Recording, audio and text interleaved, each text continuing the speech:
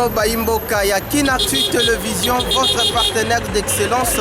Baimboka lelo yo tozali bongo na esengo makasi kozala na bino ebele ensemble boko mona bongo tozali bongo pratiquement awa na ville en plein centre-ville et pas Iwapi la grande équipe ya magazine Nabino ya Lingala oye kosala bongo 100% live ya top visibilité ya ville ya Kinshasa au cœur de grandes activités Kinactu chez vous au cœur de grands événements. Lelo ezali mama na likambo yango ezali nini Baimboka boko mona na sima na ngai ezali bongo cour de cassation et pas Iwapi makambo nyonso to ya mboka esambisama awa mais exceptionnellement na mokolo lelo ezali bongo sit-in ya mouvement citoyen oyo eko défendre ba intérêt ya peuple congolais, mouvement citoyen ya droit de l'homme eko défendre ba intérêt ya Baimboka, intérêt ya ba congolais. Natina na yango la grande équipe ya Kinactu chez vous toza awa devant cour de cassation et pas Iwapi mouvement citoyen Filimbi, mouvement citoyen Lusha na Baimboka nyonso tu baye bongo ebele awa lelo ponako kende makolo ti na ambassade ya Rwanda. Likambo yango eza nini bakongolais Baimboka bazali bongo kobundela mboka na bango mpona koexpulse ambassadeur ya Rwanda balingi bongo ambassade ya Rwanda ezala lisusu awa na ngumba Kinshasa te na République démocratique du Congo te tokolanda bongo ambiance ndenge kolekana na susi wana toujours ya ye moko l'entraîneur brésilien André Mabwisha Lumanisha tolanda bongo ba image ya kitoko ya Roni Manzila ndenge akonyokola bongo ba image bandeko balandi tolanda bongo ndenge Baimboka bakotindika bongo lokito tolandi.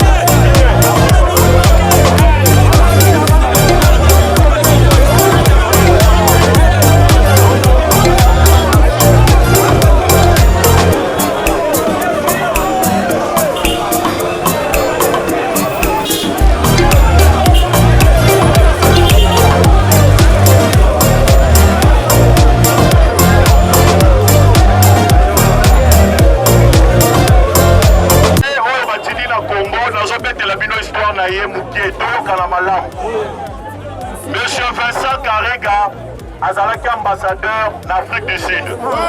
Na kati Afrique du Sud, place Rwanda etindaki ye toyokana. Place Rwanda etindaki ye ta ezali ebele toyokana. Ta ezali ebele toyokana. Alors, tozokende na ambasade, azokende na ambasade.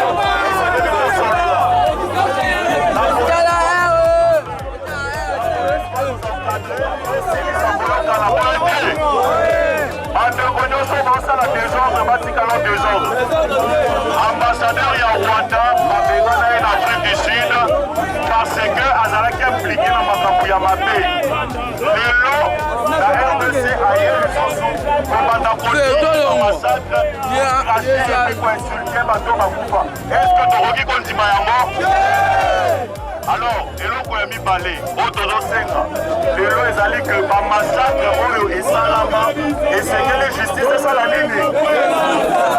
Eloko ya misato ezali ke docteur Mukwege aza menacé notamment par barwandais toye koavertir bango ke soki eloko ekomeli docteur Mukwege ekozala na mutuna sitil na biso tozo avance devant ambassade ya Rwanda tozo avance lolenge nini?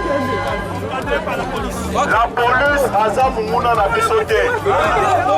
Tosololi na bakonzi ya la police, notamment Général Kassambo, azali informé na sit-in, gouverneur aza informé, bayebisi biso, bako-encadrer biso, mais des ordres il faut salama. Toye awa mpona kobamba mutuka libanga. Toye awa mpona kobamba policier mabanga. Alors, sit-in na biso, tozobanda yango dans quelques minutes après avoir koyemba hymne national. tozoyemba hymne national. Après hymne national, tototia pour avancer vers la façade Malembe Malembe. Plus belle là, dans la paix au peuple parlez la paix. Nous bâtirons un pays plus beau qu'avant, dans la paix citoyenne. Antoné, il ne fait ça que démontrer solidarité. Fièrement, saluer l'homme maison de notre souveraineté. Congo, dans le pays Congo, Desaé Congo, au pays Congo, bien-aimé Congo, nous préparons ton soleil, nous assurerons ta grandeur. 30 jours, retour soleil, 30 jeudi, 30 jours, jour sacré, soleil les témoins, jour sacré de liberté, serment de liberté. Et nous levons à notre postérité. Biso, toza chaîne congolais, peuple congolais, to lobby, to boy, po. Lelo arrivé na biso zaki to sala awa na ambassade ya Rwanda po totelemela bayini na biso bandeko na biso bazoboma na Rwanda po bazokufa po bazoviole. Yango lelo tobaki toza déterminé po toya ti l'ambassade ya Rwanda. Tokozana résultat bien po peuple congolais, la jeunesse congolais bango moko batelemi balobi baza na souci bandeko na bango baza na este kuna o bazokufa o bazoboma o bazoviole. Yango résultat bien tozana ngo tokutana topesa ambassadeur wana ya Rwanda wana memo akomema koyebisa bandeko na ye po résultat biso bien ezala po so résultat bien salamité bakozwa deuxième sitting nde ozala mabe na sepeli na peuple congolais ne tomobilisaki tolobaki biso nyonso tokutana awa po tokende tout justement na ambassade ya Rwanda le peuple asali aye mpe tosepeli na esengo nyonso to wanango ti tokende présence na ngai awa ezali parce que nazali patriote congolais. Makambo eza koleka na kati ya mboka na biso Rwanda lokola ambassadeur wana aboya génocide. Génocide oyo biso toti kokomemore le 2 août sawa. Ye alingi marché likola makila peuple congolais bakufaki na génocide. Lelo akanga bisaka na ye azonga Rwanda. Naza kolancer message pour la protection ya Dr Denis Mukwege prix Nobel de la paix. Oyo akosimba Mukwege biso peuple congolais tokosha charger na ye. Rwanda ezali mboka oyo koyi komenacer Congo te po biso Congo nde tosali bazala. Lokola bazo manquer respect na peuple congolais. Bakanga bisaka bazongisa ambassadeur na bango. Nous sommes les citoyens congolais, c'est bien nous, ne faut pas nous martyriser. Nous sommes là pour vous. Résultat la biso ezali boye. Ndenge peuple congolais a réagir par rapport à Maloba Oyo, ambassadeur ya Rwanda alobaki pona konier génocide congolaise. Biso peuple congolais to uti ko commémorer le 2 août génocide congolais. Mais ye ali aniyango. Toboyi makambu te, tolobi boye akanga bisaka na ye akende. Tolingi lisusu relation diplomatique entre Rwanda na RDC te. Congo ekotikala indivisible lokola ba Rwanda bazomeka ya liboso yango yambala sima tokotunana. Retourne ndeko bayimoko ya Kinactu chez vous 100% live. Top visibilité ya ville ya Kinshasa. Na souci wana toujours ya ko accompagner bayimboka au cœur de grands événements tous à lisusu bayimboka. Mbote na yo. Mbote monsieur le journaliste. Impression na yo par rapport ya activité ya lelo. Bon, lelo ndenge moni ba Congolais ba bimi bo ya particulier ngai ndeko na bino activiste Eric tobimi pamba te muto ba nomele biso lelo comme état ambassadeur ya Rwanda ozo représenter Rwanda na République démocratique du Congo. Le monsieur Vincent Karega il fut un assassin, un criminel au mabal ba viola bana bato basi et puis ba kata bana bato ba mitu bana de 0 à 5 ans na mboka Kisaku lango yango to yeli lelo ya manifester mécontentement la biso auprès de la communauté internationale et puis auprès de monsieur le président de la République qu'il soit expulsé immédiatement. Voilà le premier point la biso.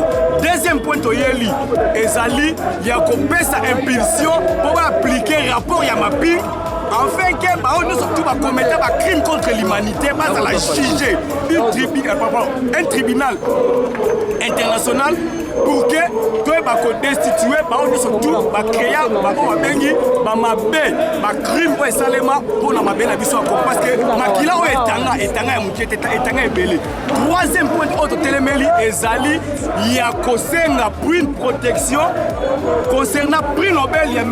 Denis Mukwege oyo eza menacé et pas frère na biso et pas ndeko tobengaka bandeko na biso mais baza bandeko na biso ce sont des venants oyo bayanga na Congo parce que okoluka partout na carte ya Congo okotina ngo na place moko te tribu moko babengango baniteramwe bien banyamulenge mais bandeko wana lelo bakomi komenace même prix Nobel ya ndeko na biso Denis Mukwege yango te kosenga protection ya biloko wana toza awa s'il faut assiéger ambassade à Rwanda on est là s'il faut se sacrifier que makile tanga tozali awa biso na bango jusqu'à tel point toutes les propositions oyo biso to proposer ezala acceptées auprès de la communauté internationale ainsi que la République démocratique du Congo. Nous sommes non violents. Protestation biso eza pacifique, marche biso eza pacifique, tosenga bandeko nyonso to bacongolais bakoka na bonne foi ya kodéfendre ba vraie valeur baya kointégrer ensemble tozala uni to bakodéfendre Congo pour la mboka. Merci na yo Moyimboka tindika liboso ya miko na biso. Ok, merci. Biso nyonso nde toza na objectif moko. Toyeba qu'on a 3 points. La première des choses, ils ont une expédition, il y a ambassadeur rwandais. Ils ont combattre biso na ba mauvais propos ils ont tenir. Toyebi biso nyonso eke bango bazaki bandeko na biso te.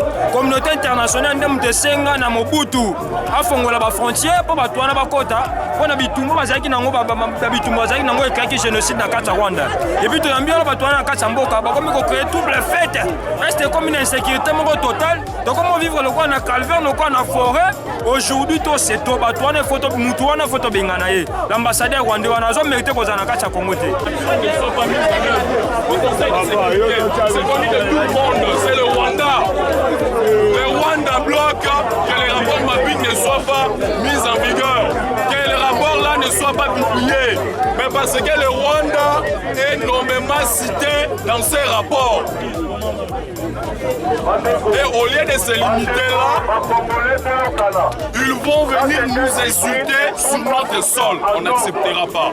Mais ça, Kagera, c'est depuis 1994 que les conflits ont commencé en RDC. La population congolaise n'est pas naïve. Nous avons accueilli des réfugiés qui avaient des bébés au dos par esprit d'hospitalité. Aujourd'hui, nous en payons cher, c'est anormal. Nous avons vécu avec ce jardin à la paix. Nous n'avons pas de problème avec le peuple rwandais, il faut préciser ça. Ce sont des propos discriminatoires, des propos humiliants. En 1998, nous avons perdu les nôtres à Kassika, c'est dans les îles Kivu. À Makobola, nous avons perdu plus de 1000 personnes, pour ne pas citer les gens qui sont en train d'être tués à Beni consort.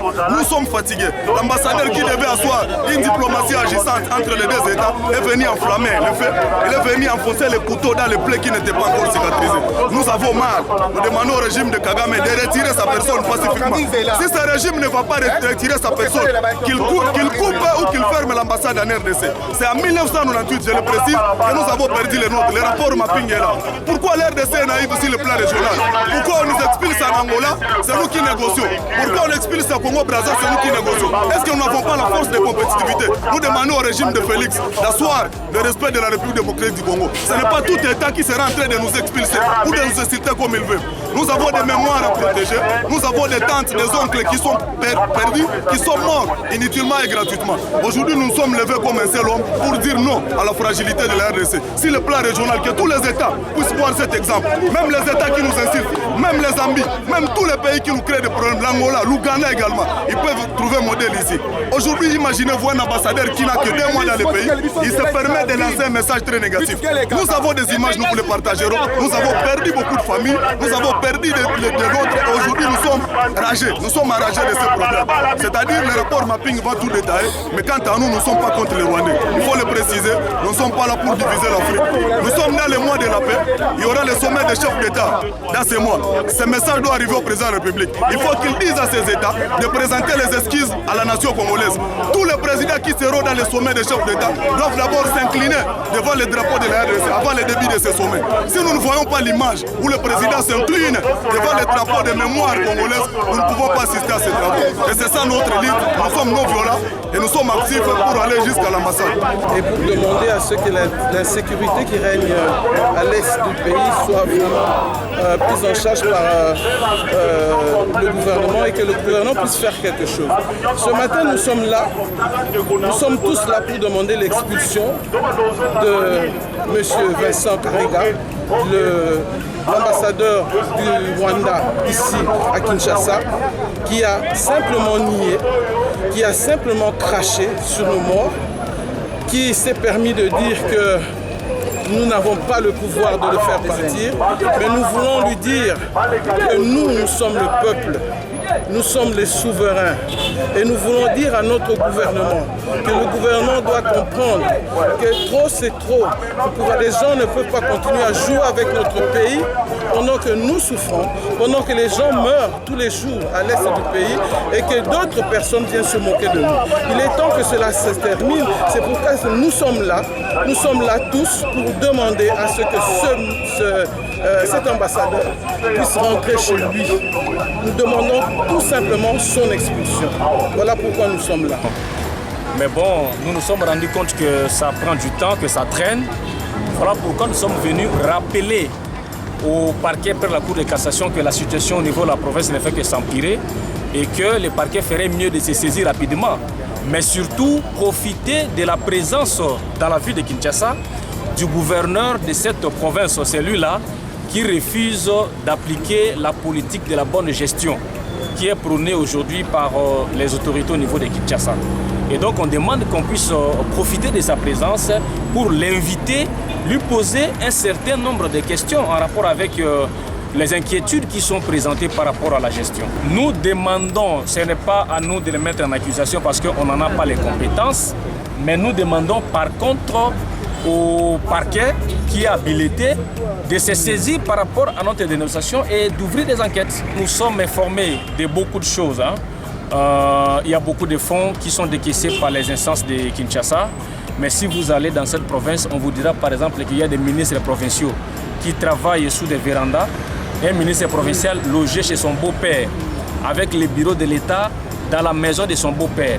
On vous dit par exemple que le gouverneur de province a reçu une quantité importante, plus de 300 fûts de carburant pour la réhabilitation des routes, mais quand vous arrivez là-bas, même pas un seul litre est arrivé dans la province, donc ça fait quand même qu'il y a des problèmes.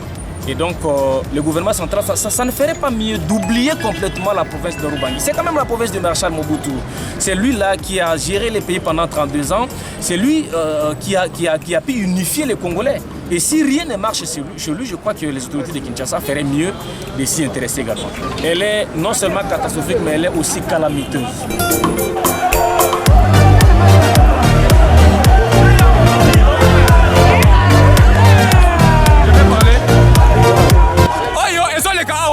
Si personne ne peut m'avoir. Kasi tala lelo la police yako défendre ba Rwanda oyo bazo bonga. Asasa wana alonga na mboka oyo tozala besoin na yete. On nous tue bango ba yako sécuriser bango. Bazo violer bango ba yako sécuriser bango. Tozaba nani? Tozaba sous-homme te na mondo oyo. Rwanda wana fa alongwa akende. Akende tozala besoin na yete. La police est complice na oyo nyonso sola na mboka oyo. Voire même gouvernement oyo il est illégitime. Et ça passe si personne ne peut m'avoir.